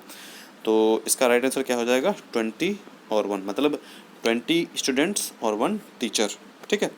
हमारा जो है सार्जेंट योजना भी चैप्टर कंप्लीट हो गया है। अब हम लोग फिर से 5 सेकंड के बाद ब्रेक लेते हैं और हम लोग नेक्स्ट चैप्टर करेंगे। 12 नंबर चैप्टर हमको करना है। टोटल चैप्टर हम आज ज़्यादा से ज़्यादा चैप्टर करेंगे ताकि हमको सिलेबस ख़त्म करना है, लापरवाही कोई नहीं करनी है। और तो इसीलिए हमको क्या करना है कि टोटल 28 चैप्टर हैं फर्स्ट पेपर में इसमें, और आज हम 20 चैप्टर करेंगे। ठीक है। मतलब देखिए, मैराथन क्लासेस ऐसे ही नहीं कही जाती हैं। तो मैराथन का मतलब क्या है? मैराथन, ठीक है, मतलब जो चलती रहें, मतलब रुके ना, जिसका कोई एक लिमिटेड कोई सीमा ना हो। ठीक है, उसी को हम क्या कहते हैं? मैराथन क्लासेस कहते हैं। तो इसीलिए हम 20 चैप्टर आज करेंगे। ओके, चलिए। हमारा जो 12 नंबर चैप्टर है वो क्या है? विश्वविद्यालय शिक्षा आयोग, जिसको हम क्या कहते हैं? डॉक्टर राधाकृष्णन आयोग 1948 में। जो त्रिभाषा जो लैंग्वेज फार्मूला था वो इन्हीं का सजेशन था। ठीक है, ये था। आप गूगल पे सर्च कर लो अगर आप लोगों को मतलब लगता है। और मैंने जो हमारा पहला वीडियो था उसमें भी ये क्वेश्चन आया था, मैंने वहाँ पे नीचे पिन कर दिया है। और मैंने जो सोर्स लिंक है, मतलब उस लिंक को भी मैंने प्रोवाइड कर दिया, वहाँ पे जाकर के आप पढ़ सकते हैं कि जो हमारा त्रिभाषा जो फार्मूला था। हालांकि राधाकृष्णन अगर आयोग होगा तो हमको राधाकृष्णन आयोग ही लगाना पड़ेगा ऑप्शन में। ठीक है, उसके बाद हम क्या करेंगे? कोठारी आयोग लगाएंगे। ठीक है, अगर मतलब राधाकृष्णन आयोग नहीं हो, क्योंकि सजेशंस तो इन्होंने दिया था। हाँ, इम्प्लीमेंट जो हुआ था वो उनके कहने के बाद में हुआ था। जब कोठारी आयोग बैठा था तो उन्होंने कहा था, तब इम्प्लीमेंट हुआ था 1968 की शिक्षा नीति में। ठीक है, तो चलिए। विश्वविद्यालय शिक्षा आयोग, doctor Radhakrishnan, doctor university education commission and doctor Radhakrishnan commission 1948-49। हमारा जो पहला नंबर क्वेश्चन है, फर्स्ट नंबर, वो है ब्रिटिश शासन का अंत कब हुआ था? नॉट इम्पॉर्टेंट, बट हाँ आप कह सकते हो कि 1947 में। ये पता ही होगा आपको, नॉर्मल क्वेश्चन है। नेक्स्ट, स्वतंत्रता कब प्राप्त हुई थी? तो ये भी 1947 में ही प्राप्त हुई थी। नेक्स्ट है कि भारत में विश्वविद्यालय की स्थिति पर किसने विचार किया था? भारत में विश्वविद्यालय की स्थिति पर किसने विचार किया था? तो ये क्या है? केंद्रीय शिक्षा सलाहकार परिषद ने विचार किया था। नेक्स्ट है कि भारत में विश्वविद्यालयी शिक्षा का स्तर दृढ़ करने के लिए, मतलब सुदृढ़ करने के लिए कौन सी परिषद ने विचार किया था? तो इसका राइट आंसर आपका हो जाएगा डी, मतलब ए और सी ने, केंद्रीय शिक्षा सलाहकार बोर्ड ने और अंतर विश्वविद्यालय परिषद ने। ठीक है, मतलब 2 जो केंद्रीय शिक्षा सलाहकार परिषद थे, इन्होंने विश्वविद्यालय शिक्षा का मतलब जो है इसको मतलब अच्छा बनाने के लिए कोशिश किया था, और अंतर विश्वविद्यालय परिषद ने। ठीक है। नेक्स्ट, सर जॉन सर्जेंट ने केंद्रीय शिक्षा सलाहकार बोर्ड के समक्ष अपनी रिपोर्ट कब प्रस्तुत की थी? बताइए। हम लोगों ने अभी लास्ट चैप्टर में किया था, 1947 में की थी ना। हाँ, केंद्रीय शिक्षा विभाग को एक स्वतंत्र इकाई का रूप किसने प्रदान किया? हमारा क्वेश्चन है, केंद्रीय शिक्षा विभाग को एक स्वतंत्र इकाई, मतलब एक अलग से मतलब उसका यूनिट उसको बना दिया गया। उसका मतलब को जो रूप है, मतलब किसने बनाई, वो यूनिट जो है किसने बनाई? केंद्रीय शिक्षा विभाग जो मतलब शिक्षा विभाग जो एक अलग से किसने जो है क्रिएट किया, मतलब एक तरीके से कहते हो तो जो मंत्रालय मतलब मिनिस्ट्री है, वो केंद्रीय शिक्षा विभाग जो है, हालांकि ये मिनिस्ट्री नहीं है, लेकिन मतलब एक अलग से शिक्षा विभाग बनाया गया है, वो अलग कर दिया गया कि शिक्षा विभाग अलग है। ठीक है, तो ये किसने किया था? तो इसका राइट आंसर आपका हो जाएगा भारत सरकार ने। नेक्स्ट है, केंद्र सरकार ने प्रांतीय सरकारों को आर्थिक सहायता कब प्रदान की? तो इसका राइट आंसर हो जाएगा 1947 और 1948 में। जो केंद्र सरकार थे उन्होंने क्या किया, प्रांतीय सरकारों को आर्थिक सहायता प्रदान की शिक्षा के लिए। ठीक है, फिर क्या है, केंद्र सरकार ने सार्जेंट योजना के सुझाव को स्वीकार करके 1945 में किसका गठन किया था? तो इसका राइट आंसर हो जाएगा शिक्षा योजनालय का और पॉलिटेक्निक कॉलेज का। देखिए, सार्जेंट योजना के सुझाव को स्वीकार करके 1945 में किसका गठन किया था? तो उपरोक्त ए और बी, शिक्षा योजनालय और पॉलिटेक्निक कॉलेज। ठीक है, नेक्स्ट है विश्वविद्यालय अनुदान समिति का गठन कब हुआ? विश्वविद्यालय अनुदान समिति का गठन कब हुआ? 1946 में अनुदान समिति का गठन कब हुआ? ठीक है, नेक्स्ट है कि स्वतंत्र भारत में भारतीय संविधान कब लागू हुआ? तो स्वतंत्र भारत में भारतीय संविधान कब लागू हुआ? 1950 में, 26 जनवरी 1950 में भारत का संविधान लागू हो गया था। नेक्स्ट है कि यह किस अनुच्छेद में है कि किसी भी नागरिक को केवल धर्म, प्रजाति, जाति, भाषा के आधार पर किसी भी संस्था में प्रवेश लेने से वंचित नहीं किया जाएगा। मतलब किसी भी नागरिक को केवल धर्म, प्रजाति, जाति, भाषा के आधार पर किसी भी शिक्षा संस्थान में प्रवेश लेने से वंचित मतलब मना नहीं किया जाएगा। तो इसका राइट आंसर आपका हो जाएगा आर्टिकल 29(2). इसमें कहा गया है कि भाई आप किसी भी नागरिक को इन चीज़ों के आधार पर मना नहीं कर सकते हैं कि वो इस जाति का है, इस प्रजाति का है, या ये भाषा बोलता है, या ये इसका धर्म है, तो हम इसको एडमिशन नहीं देंगे। ऐसा आप नहीं कर सकते हैं। ठीक है, उसका फंडामेंटल राइट्स है। नेक्स्ट है कि संविधान के प्रारंभ से 10 वर्ष की अवधि में 14 वर्ष आयु पूरी करने पर निःशुल्क व अनिवार्य शिक्षा दी जाएगी। यह अनुच्छेद, ये देखो, यही बस मिल गया। ठीक है, यही क्वेश्चन हम आपको समझा रहे थे कि जब संविधान लागू हुआ था ना, तो उसके बाद के प्रारंभ से 10 वर्ष की अवधि में ही उन्होंने ये कह दिया था कि भाई 14 वर्ष तक की आयु के पूरी करने पर जो निःशुल्क और अनिवार्य शिक्षा दी जाएगी। मतलब इन्होंने ये 10 साल के अंदर में ही बना दिया था कि भाई 6 से 14 वर्ष तक के जो बच्चे हैं उनको फ्री में और मतलब अनिवार्य शिक्षा दी जाएगी। मतलब ये नहीं है कि मतलब इनको नहीं दी जाएगी, ये सभी को मिलेगी। ठीक है, 6 से 14 वर्ष तक के बच्चों को। तो ये किस आर्टिकल में है? ये है 45 में, और इसी को फंडामेंटल राइट्स बना दिया गया था। ठीक है, आर्टिकल 21A में। नेक्स्ट है कि मानवाधिकार घोषणा पत्र के किस अनुच्छेद में प्रत्येक व्यक्ति को शिक्षा प्राप्त करने का अधिकार दिया गया है? मानवाधिकार घोषणा पत्र के मतलब जो मानवाधिकार ह्यूमन डिक्लेरेशन, उसकी बात कही गई। यहाँ पे मतलब हमारे कॉन्स्टिट्यूशन की बात नहीं की गई है। ठीक है, जो ह्यूमन डिक्लेरेशन मतलब मानवाधिकार घोषणा पत्र है। ठीक है, तो इसका राइट आंसर क्या हो जाएगा हमारा? बी, मतलब आर्टिकल 25 में। नेक्स्ट है किसी भी व्यक्ति को दास नहीं बनाया जा सकता है। यह किस अनुच्छेद में है? मतलब किसी भी व्यक्ति को हम गुलाम या दास नहीं बना सकते हैं। तो ये किस अनुच्छेद में है? आर्टिकल 4 में। ठीक है, नेक्स्ट है संयुक्त राष्ट्र संघ द्वारा मानवाधिकार आयोग की घोषणा कब की गई? मानवाधिकार आयोग कब बना, मतलब ये कहना है यहाँ पे। तो इसका राइट आंसर हो जाएगा 1948 में। 1945 में क्या था? यूनाइटेड नेशंस बना था। ठीक है, संयुक्त राष्ट्र संघ बना था 1945 में। 1948 में मानवाधिकार आयोग। ठीक है, अब मानवाधिकार जो है दिवस कब मनाया जाता है? पर डे मतलब पर ईयर मानवाधिकार दिवस कब मनाया जाता है? तो 10 दिसंबर को मानवाधिकार दिवस मनाया जाता है। नेक्स्ट है मानवाधिकार घोषणा पत्र के किस अनुच्छेद में, मतलब ह्यूमन डिक्लेरेशन की बात कही गई है, मानवाधिकार घोषणा पत्र के किस अनुच्छेद में प्रत्येक नागरिक को शिक्षा प्राप्त करने का अधिकार है? तो इसका राइट आंसर आपका हो जाएगा बी, अनुच्छेद 25 में। ठीक है, नेक्स्ट है कि राष्ट्रीय मानवाधिकार आयोग का मुख्यालय कहाँ है? जो मुख्यालय की बात की जा रही है यहाँ पे राइट आंसर है नई दिल्ली में मुख्यालय है इसका। नेक्स्ट है भारतीय संविधान को लागू करते समय नागरिकों के लिए कितने प्रकार के मौलिक अधिकारों को निर्दिष्ट किया गया था? मतलब ये देखो क्वेश्चन समझना है यहाँ पे। मतलब बहुत लोग होंगे जो मतलब तैयारी करते हैं, उनको पता होगा मानवाधिकार कितने हैं, तो क्या करेंगे, जाकर के 6 लगा देंगे। ठीक है, जबकि क्या हुआ था कि जब जब संविधान लागू हुआ था तो मौलिक अधिकार क्या थे? 7 थे। मतलब ठीक है, मौलिक अधिकार 7 थे। ठीक है, और उनको लागू किया गया था। फिर क्या हुआ था, जो संपत्ति का अधिकार है, ठीक है, वो फंडामेंटल राइट्स के अंदर था, उसको हटा करके क्या कर दिया गया? आर्टिकल मतलब उसको लीगल अधिकार, मतलब लीगल अधिकार है कि आप फंडामेंटल अधिकार नहीं है आपका। इसके कई केसेस आए हैं। इसको अगर आपको समझना है तो मतलब आप गूगल का सहारा ले सकते हैं और गूगल से आप देख सकते हैं, समझ में आ जाएगा। तो यही हुआ था कि अब क्या है, अब रिसेंट में 6 हैं। अगर अब पूछता है, मतलब ये पूछता है कि कितने प्रकार के मौलिक अधिकार हैं, ये इतना स्टेटमेंट गैप कर देता है, तो मान के चलिए आपको 6 बोलना है। लेकिन अगर ये पूछता है कि मतलब कि भारतीय संविधान के लागू करते समय कितने फंडामेंटल राइट्स थे, तो कितने थे? 7 थे। ठीक, नेक्स्ट कि भारतीय संविधान में नागरिकों के लिए मौलिक अधिकारों का विचार निम्नलिखित में से किससे लिया गया है? भारतीय संविधान में नागरिकों के लिए मौलिक अधिकार कहाँ से लिए गए, मतलब ये कह रहा है कि जो फंडामेंटल राइट्स हैं वो किस कंट्री से लिए गए हैं। जैसे कि हमें डीपीएसपी मतलब डायरेक्टिव प्रिंसिपल ऑफ जो है मतलब नीति निर्देशक तत्व जो है वो कहाँ से लिए गए, आयरलैंड से। ठीक है, वैसे ही फंडामेंटल राइट्स कहाँ से लिए गए हैं, हमारे अमेरिका से, क्योंकि वहाँ फंडामेंटल राइट्स थे। ठीक है, वहीं से हमने फंडामेंटल राइट्स अपने कॉन्स्टिट्यूशन में डाले हैं। नेक्स्ट है कि एकात्मक और संघात्मक विश्वविद्यालयों को सीनेट में कितने सदस्यों से अधिक सदस्य नहीं होंगे, मतलब एकात्मक और संघात्मक विश्वविद्यालयों की सीनेट में कितने सदस्यों से अधिक, मतलब कितने सबसे ज़्यादा मैक्सिमम जो मेंबर हैं, मैक्सिमम मेंबर वो एकात्मक और संघात्मक विश्वविद्यालय में कितने होंगे। तो मैक्सिमम मेंबर की जो संख्या है वो हो जाएगा 100, मतलब जो 100 मेंबर्स हैं सीनेट में वो उससे ज़्यादा नहीं हो सकते। मैक्सिमम नंबर ऑफ कितना है, 100। नेक्स्ट है कि भारत के संविधान में संपत्ति के मूल अधिकार को कब वापस लिया गया। जैसे कि हमने आपको बताया कि जो मौलिक अधिकार थे वो 7 थे, अब इसको वापस ले लिया गया। तो कब वापस लिया गया है ये पूछा जा रहा है यहाँ पे, तो 1978 में वापस ले लिया गया था। नेक्स्ट है कि प्रत्येक भारतीय नागरिक को मौलिक अधिकार प्रदान किए गए हैं। तो प्रत्येक भारतीय नागरिक को किसके द्वारा मौलिक अधिकार प्रदान किए गए हैं, तो किसके द्वारा, भारतीय संविधान के द्वारा, राष्ट्रपति के द्वारा नहीं, ना कि उच्चतम न्यायालय के द्वारा, ना ही संसद के द्वारा, भारतीय संविधान के द्वारा आपको फंडामेंटल राइट्स मिले हैं। ठीक है, और आर्टिकल 32 जो है वो संविधान का उपचार, मतलब एक तरीके से कहते हो रेमेडी, मतलब वो मेडिसिन है। ठीक है, अगर आपको कोई प्रॉब्लम होती है आपके फंडामेंटल राइट्स में तो आप उसके थ्रू आप सुप्रीम कोर्ट में जाकर के रिट दायर कर सकते हो कि हमको यहाँ पे प्रॉब्लम हुई है, हमको खाने के लिए, हमको जीने नहीं दिया जा रहा है, या हमको पढ़ने नहीं दिया जा रहा है, या हमको कहीं बसने नहीं दिया जा रहा है, मतलब कहीं रहने नहीं दिया जा रहा है। ठीक है, तो ये आप कर सकते हैं इसके आर्टिकल 32 के द्वारा।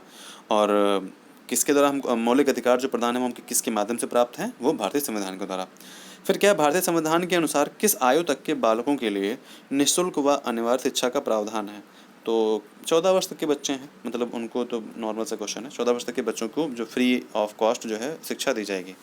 51A में क्या है बताइए भाई आप लोग, 51A में क्या है, आप नीचे कमेंट करके बताइए। ठीक है, मुझे पता है, ये मत सोचिए मुझे पता नहीं है। ठीक है, लेकिन आप भी बताइए कि 51A में क्या है। ठीक है, चलिए हमारा जो ये था, क्या नाम, कौन सा चैप्टर था हमारा ये, वो हमारा पूरा हो गया। हाँ, डॉक्टर राधा कृष्णन आयोग 12 चैप्टर कंप्लीट हो गया है। हम लोग 13 चैप्टर पे आएंगे आफ्टर 5 सेकेंड्स ब्रेक।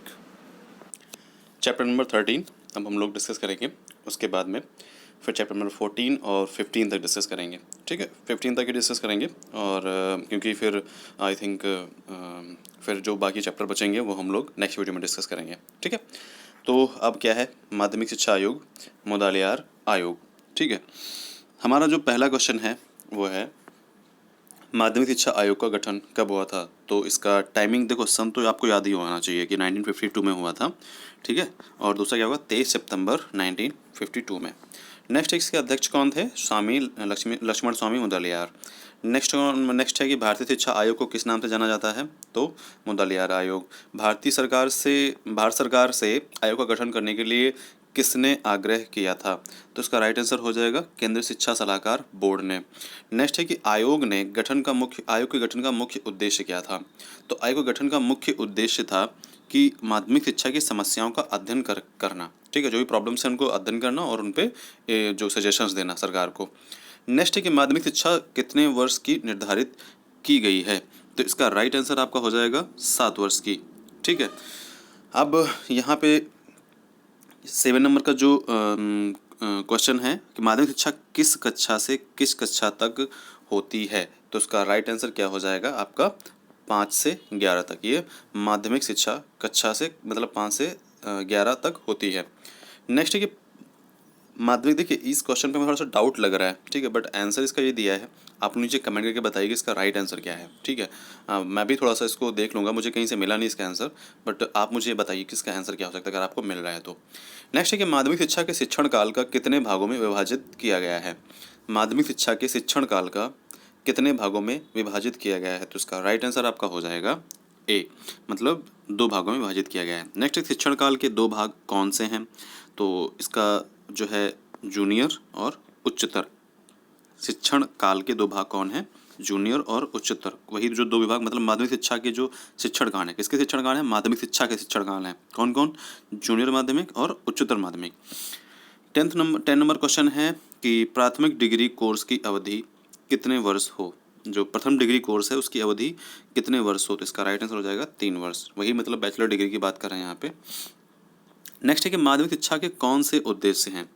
व्यक्तित्व का सर्वांगीण विकास, व्यवसायिक कुशलता में वृद्धि, नेतृत्व शक्ति का विकास। तो व्यवसायिक कुशलता, नेतृत्व शक्ति और व्यक्ति का सर्वांगीण विकास, ये तीनों ही होंगे, तो प्रयुक्त सभी यहाँ पे राइट आंसर हो जाएगा।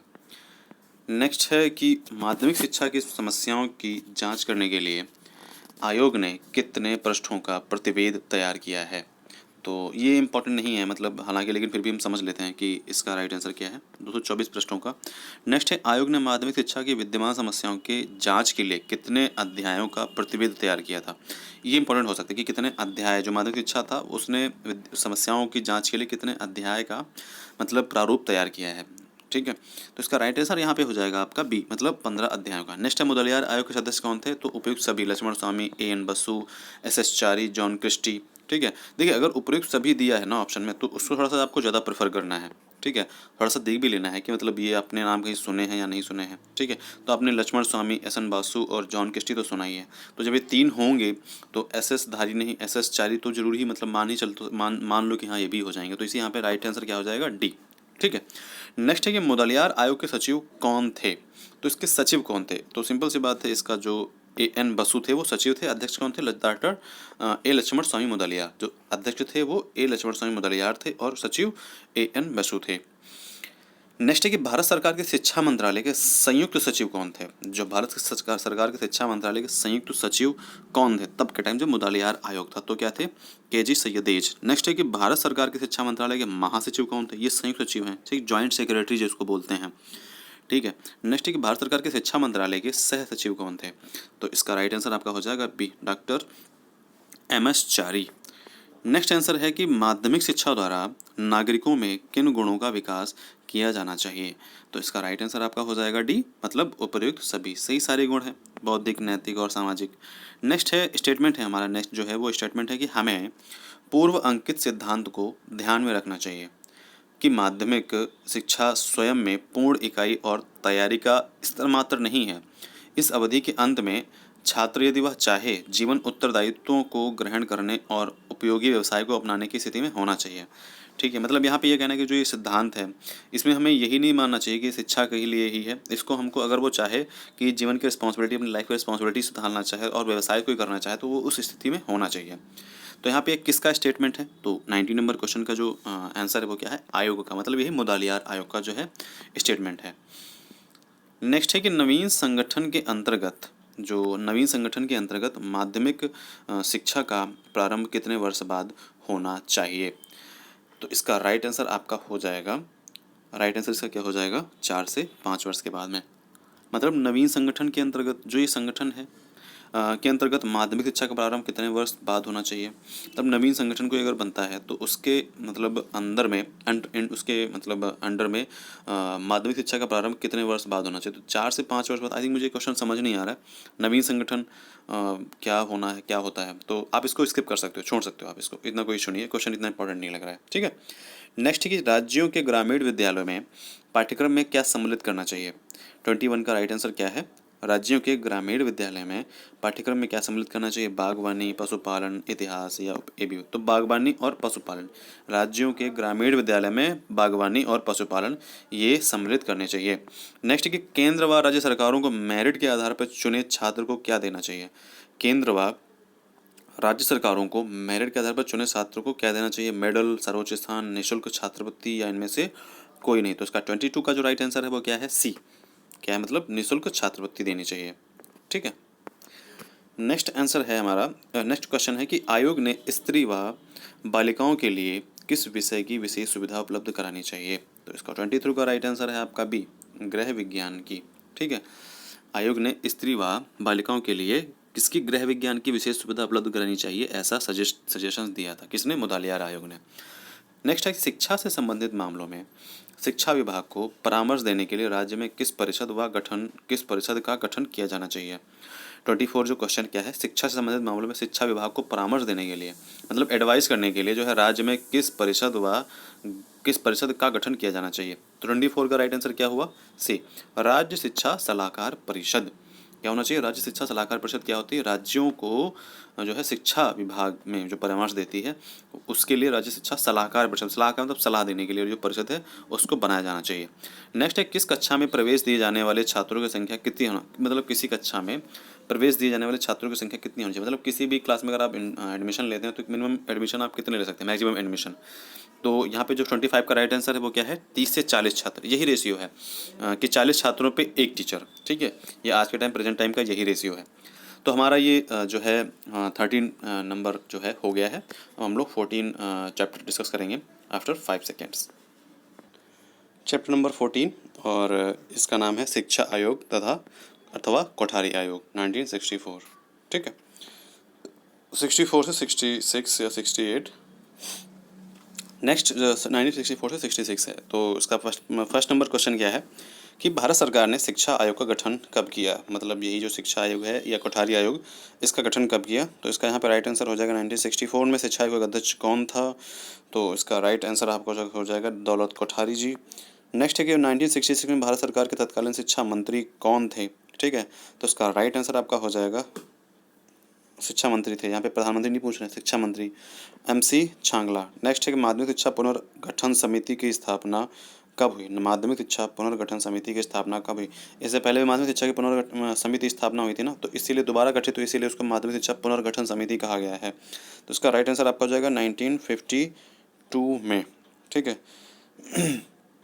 तब कौन थे? तब मुदालियार आयोग थे, मतलब यहाँ पे वो 1952 की बात कर रहा है। हम तो सोचे कि मतलब देखो माध्यमिक शिक्षा एक ही बैठी है, ठीक है, मतलब मुदालियार आयोग के टाइम की।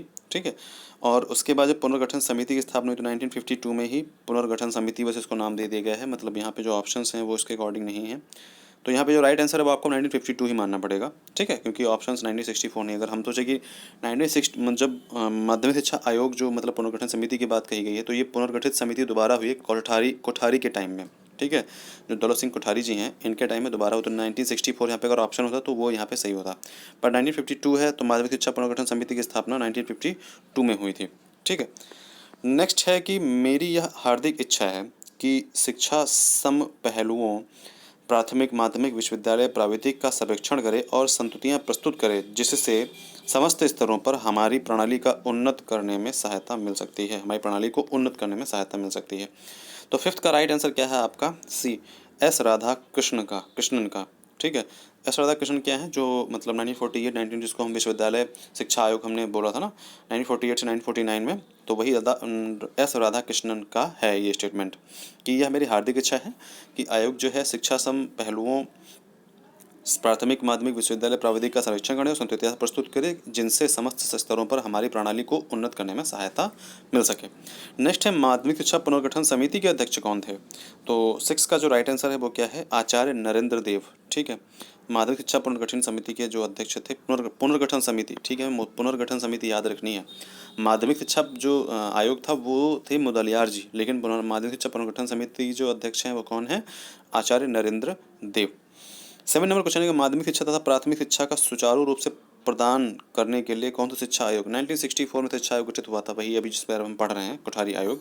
नेक्स्ट है कि शिक्षा आयोग ने अपना प्रतिवेदन कब प्रस्तुत किया? शिक्षा आयोग ने अपना प्रतिवेदन कब प्रस्तुत किया? तो इसका जो राइट आंसर है वो हो जाएगा 23 जून 1966, मतलब 1944 में बना था और 1966 तक इन्होंने क्या किया? अपना प्रतिवेदन जो अपना मतलब जो रिपोर्ट थी वो सौंप दी थी। नेक्स्ट है कि शिक्षा आयोग ने अपना प्रतिवेदन किसके समक्ष प्रस्तुत किया था? तो शिक्षा आयोग ने अपना प्रतिवेदन किसके समक्ष प्रस्तुत किया था? तो MC छांगला जो कि शिक्षा मंत्री थे। नेक्स्ट है शिक्षा आयोग का प्रतिवेदन कितने भागों में था? तो 10 नंबर का जो आंसर है वो क्या है? B, मतलब 3 भागों में था।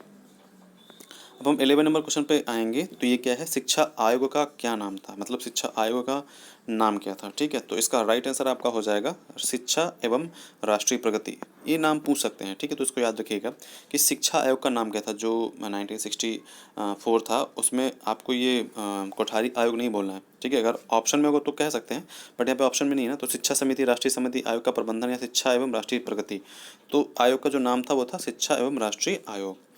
12 नंबर क्वेश्चन है कि शिक्षा आयोग की नियुक्ति का क्या कारण था? तो शिक्षा आयोग की नियुक्ति का कारण क्या था कि समग्र इकाई के शिक्षा जो है एक इकाई के रूप में हो, सामाजिक एवं आर्थिक क्रांति का एकमात्र साधन शिक्षा हो, या शिक्षा का आधार भारतीय हो। तो इसमें क्या होगा, उपयुक्त सभी, मतलब सभी चीज़ों को उन्होंने, सभी क्वालिटीज़ को जो है एक साथ लाने की कोशिश की थी। 13 नंबर जो क्वेश्चन है वो है कि भारतीय शिक्षा आयोग ने कौन सी शिक्षा संरचना प्रस्तुत की थी। तो इसका राइट आंसर आपका हो जाएगा 10 प्लस 10 प्लस 2 प्लस 3। ठीक है, इसका राइट आंसर क्या हो जाएगा, 10 प्लस 2 प्लस 3। नेक्स्ट है कि शिक्षा आयोग के अंतर्गत शिक्षा के किस स्तर की जांच आवश्यक है। शिक्षा आयोग के अंतर्गत किस स्तर की जांच आवश्यक है। शिक्षा आयोग के अंतर्गत शिक्षा के किस स्तर की जांच की आवश्यक है। तो 14 नंबर का जो राइट आंसर है वो आपका जो है यहाँ पे उपयुक्त सभी हो जाएगा कि प्राथमिक शिक्षा की भी जांच होनी चाहिए, उच्च शिक्षा की भी जांच होनी चाहिए और माध्यमिक शिक्षा की भी जांच होनी चाहिए। तो यहाँ पे तीनों जो है राइट आंसर आपका डी हो जाएगा। नेक्स्ट है कि सामाजिक एवं आर्थिक क्रांति का विकास किसके माध्यम से हो सकता है। जो सोशल एंड इकोनॉमिक जो रेवोल्यूशन है वो किसके माध्यम से हो सकता है। तो सिंपल सी बात है, यहाँ पे जो आपका राइट आंसर क्या हो सकता है, संपूर्ण शिक्षा, मतलब पूरी शिक्षा जब हो जाएगी, जब हर एक एक इंसान पढ़ा लिखा एकदम एजुकेटेड हो जाएगा, तभी ही कोई सामाजिक और आर्थिक क्रांति का मतलब ये है कि बहुत ज़्यादा फैसिलिटीज़, अच्छा पैसा, अच्छी लाइफ स्टाइल, ठीक है। तो उसका यहाँ से ये मतलब है। नेक्स्ट जो हमारा क्वेश्चन है वो है 60 नंबर। उसमें लिखा है कि शिक्षा आयोग के अनुसार शिक्षा की जांच करके किस प्रकार की प्रणाली का विकास किया जा सकता है। शिक्षा आयोग के अनुसार शिक्षा क्षेत्र की जांच करके किस प्रकार की प्रणाली का विकास किया जा सकता है। तो यहाँ पे आपका क्वेश्चन राइट आंसर हो जाएगा ससंतुलित एवं सुसंगठित, मतलब सुसंतुलित एवं सुसंगठित शिक्षा प्रणाली का। तीव्र शिक्षा प्रणाली का नहीं हो सकता है, तीव्र व सुसंगठित नहीं हो सकता है, संपूर्ण शिक्षा प्रणाली का ये हो सकता है। बट इससे अच्छा ऑप्शन जो हमको ये मिल रहा है बी की सुसंतुलित एवं सुसंगठित शिक्षा प्रणाली का। मतलब क्वेश्चन क्या है कि शिक्षा आयोग के अनुसार शिक्षा क्षेत्र की जांच करके हम किस प्रकार की प्रणाली का विकास कर सकते हैं। मतलब ये कहना है कि हम अगर अच्छे से अच्छे मतलब जांच करें और कमियां निकालें तो हम अच्छे से अच्छा क्या कर सकते हैं। तो यहाँ पे क्या है, सुसंतुलित एवं सुसंगठित शिक्षा प्रणाली का विकास कर सकते हैं। 70 नंबर जो क्वेश्चन है वो है कि शिक्षा आयोग के पूर्व शिक्षा जो शिक्षा आयोग की जो पूर्व शिक्षा थी वो किस ढांचे पर थी। ठीक है, तो यहाँ पे सिंपल सी बात है, ब्रिटिश ढांचे में ही होगी, क्योंकि तब सारा का सारा जो है ब्रिटिश ढांचा, मतलब ब्रिटिश ही देखते थे, तो ब्रिटिश ढांचे में ही शिक्षा थी, मतलब ब्रिटिश स्ट्रक्चर था पहले।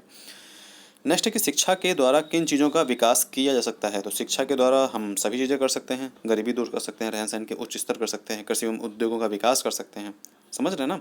तो बस यही हमको डी लगा देना यहाँ पे आंसर। नेक्स्ट है कि शिक्षा आयोग की नियुक्ति का क्या कारण है। शिक्षा आयोग को भाई क्यों नियुक्त किया गया था कि जो हमें जरूरत पड़ेगी शिक्षा आयोग की नियुक्ति हमने कर दी। ठीक है, तो 19 नंबर का जो हमारा आंसर है वो ये है कि शिक्षा के प्रति असंतुष्टि की भावना। देखिए जो असंतुष्टि, मतलब इसीलिए देखो कोई भी कमेटी इसलिए बनाई जाती है ताकि जो चीज़ें चल रही हैं उसकी जांच कर सके। ठीक है, तो यहाँ पे क्या होता है, शिक्षा के प्रति एक असंतुष्टि की भावना थी, मतलब ये था कि उसमें कोई कमी है, तो इसीलिए ये शिक्षा आयोग की नियुक्ति की गई कि भाई आप अच्छे से अच्छा जो है आप हमको बताइए कि हम क्या करें। ठीक है, जिससे कि जो है क्या बोलते हैं, मतलब जो एजुकेशन है वो और डेवलप्ड हो। ठीक, तो 19 नंबर का जो हमारा क्वेश्चन वो है आंसर वो डी हो जाएगा, शिक्षा के प्रति असंतुष्टि की भावना। नेक्स्ट है कि शिक्षा के प्रति असंतुष्टि किन कारणों से प्रतीत हुई।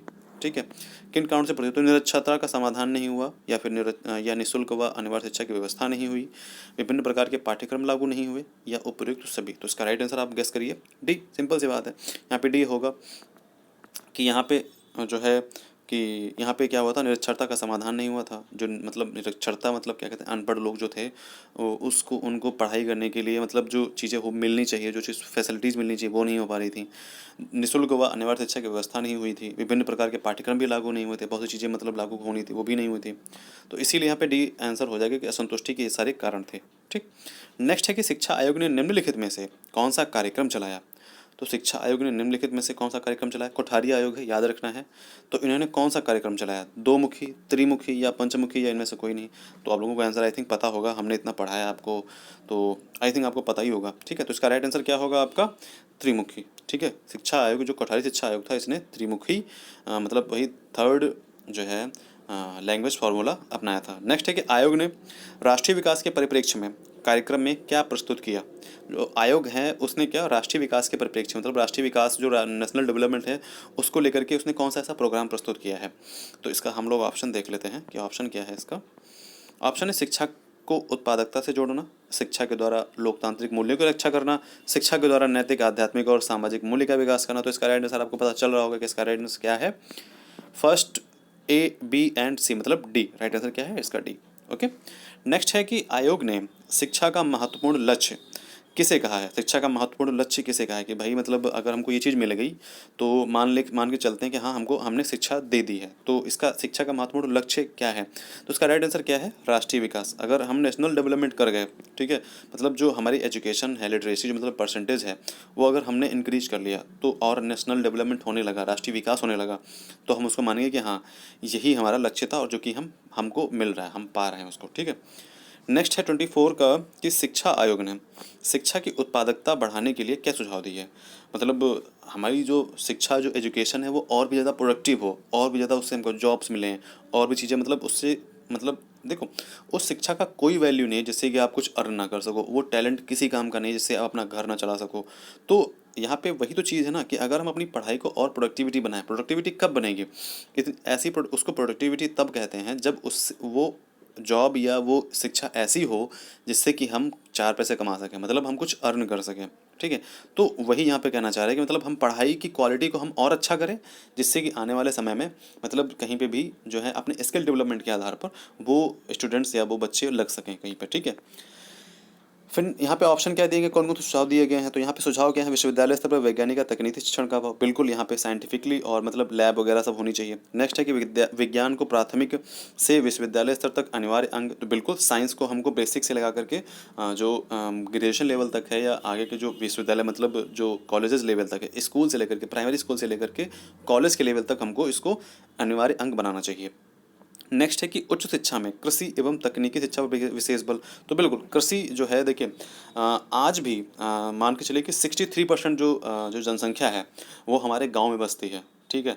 तो जैसे गांधी जी ने भी कहा था कि जो असली भारत है वो भारत के गांव में है, मतलब गांव में है, जो ग्रामों में है, ठीक है, ये गांधी जी ने कहा था। नेक्स्ट है कि शिक्षा आयोग के अनुसार समाज व राष्ट्र की सेवा को शिक्षा के लिए किस स्तर तक अनिवार्य किया जाए?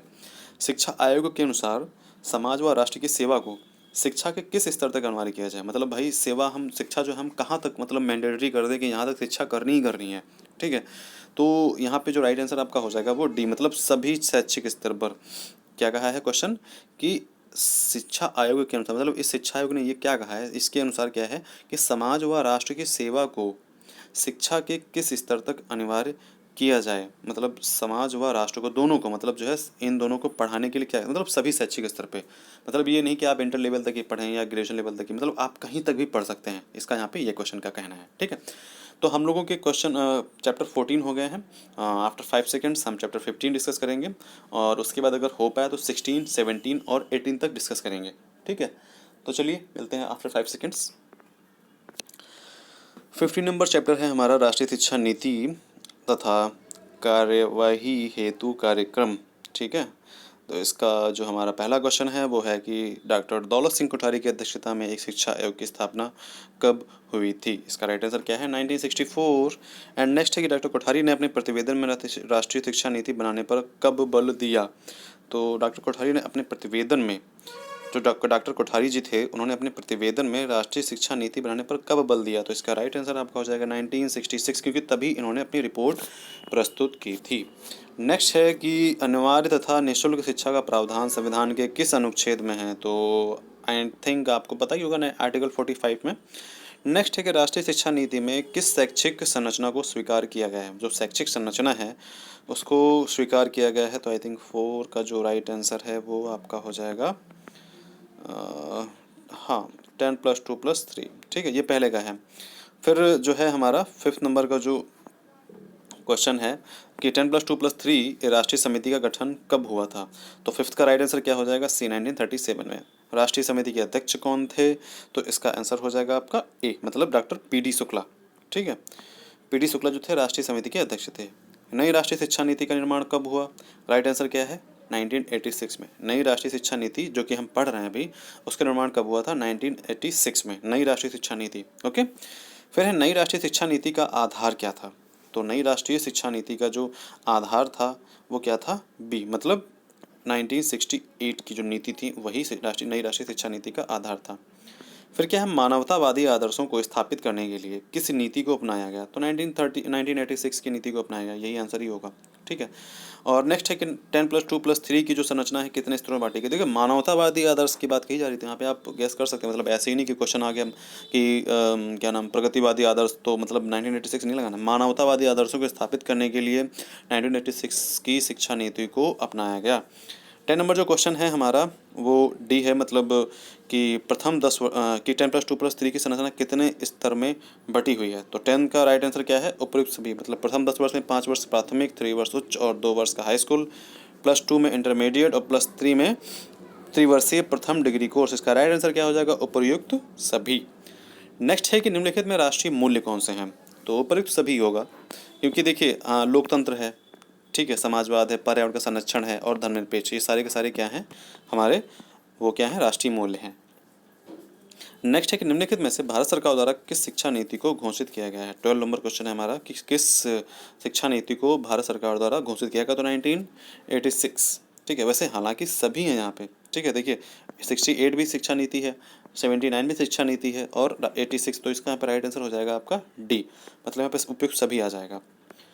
फिर नेक्स्ट है कि देश को 21वीं सदी के लिए तैयार करना है, इसके लिए नई शिक्षा नीति निर्धारक जो है, नई शिक्षा नीति निर्धारक की जाएगी। जो नई शिक्षा है मतलब वो नीति निर्धारक बनेगी, मतलब वही जो है कर्ता धर्ता बनेगी, यहाँ पे ये कहना है। तो 30 नंबर का जो आंसर है वो आपका हो जाएगा बी, राजीव गांधी ने ये कहा था, ठीक है। नेक्स्ट है कि राष्ट्रीय शिक्षा नीति 1986 में कितने पार्ट थे। तो उसका राइट आंसर हो जाएगा 12 पार्ट थे, ठीक है। फिर राष्ट्रीय शिक्षा नीति 1986 के क्रियान्वयन हेतु सरकार ने कितने कार्यदल गठित किए हैं। तो इसका 15 का राइट आंसर आपका हो जाएगा सी, मतलब 23 कार्यदल गठित किए थे। इंपॉर्टेंट नहीं है ये, आप इसको स्किप कर सकते हो, अवॉइड कर सकते हो, कोई फर्क नहीं पड़ता। नेक्स्ट है कि राष्ट्रीय शिक्षा नीति 1986 के कार्यदल में निम्नलिखित में से कौन शामिल था, ठीक है। ये भी इंपॉर्टेंट नहीं है, फिर भी आप पढ़ लीजिए क्योंकि क्वेश्चन कहीं से भी आ सकता है। 16 का जो राइट आंसर है वो क्या होगा, उपयुक्त सभी, मतलब विशेषज्ञ थे, शिक्षा शास्त्री थे और वरिष्ठ सरकारी अधिकारी भी थे, ठीक है। संसद में राष्ट्रीय शिक्षा नीति पर विचार विमर्श कब प्रारंभ हुआ है। तो संसद में राष्ट्रीय शिक्षा नीति पर जो विचार विमर्श है वो कब प्रारंभ हुआ है। तो 17 का जो राइट आंसर वो क्या है, ए, 1968 में क्या हुआ है कि संसद में राष्ट्रीय शिक्षा नीति पर विचार विमर्श का प्रारंभ हुआ है। 18 नंबर क्वेश्चन है कि राष्ट्रीय शिक्षा नीति के अनुसार पूरे देश में शैक्षिक ढांचे को अपनाया गया। कौन सा शैक्षिक ढांचा अपनाया गया। तो 10+2+3 को अपनाया गया था, ठीक है। इसका राइट आंसर क्या हो जाएगा आपका 10+2+3। फिर आपका जो क्वेश्चन नंबर 19 है कि जनता सरकार द्वारा पोषित नई शिक्षा नीति के अनुसार शैक्षिक संरचना के स्तर हैं।